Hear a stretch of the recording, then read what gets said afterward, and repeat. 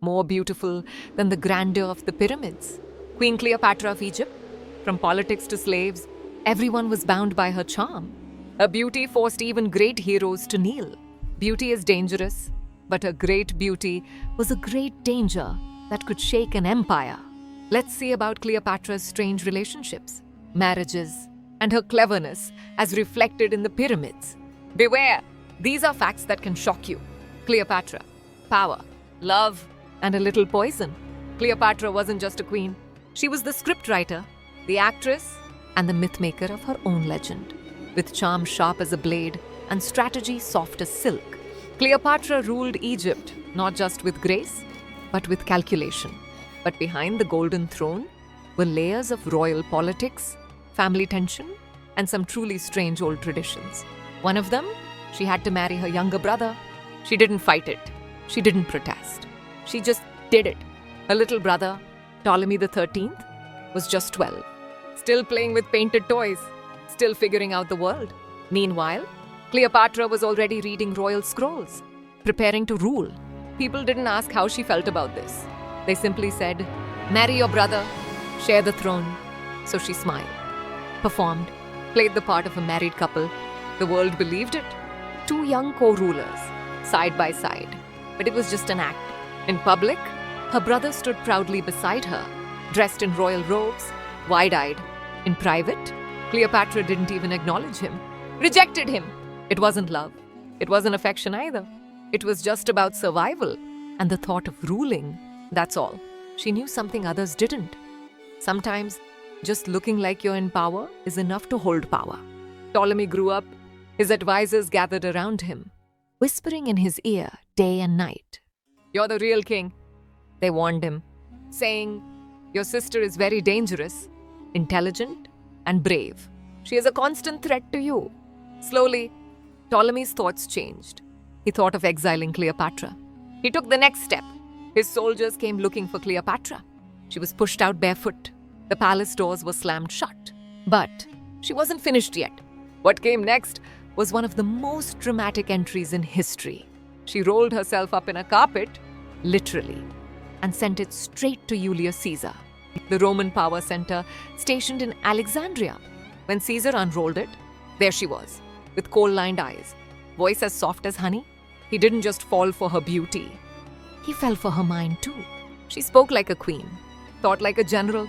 She wasn't just attractive, she was a strategist, and she gave him everything he wanted. Loyalty, charm, and a son, Caesarion.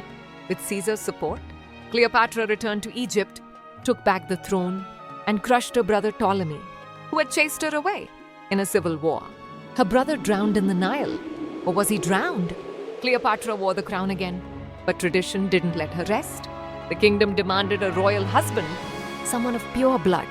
So she married her next brother, Ptolemy XIV, another boy, another puppet.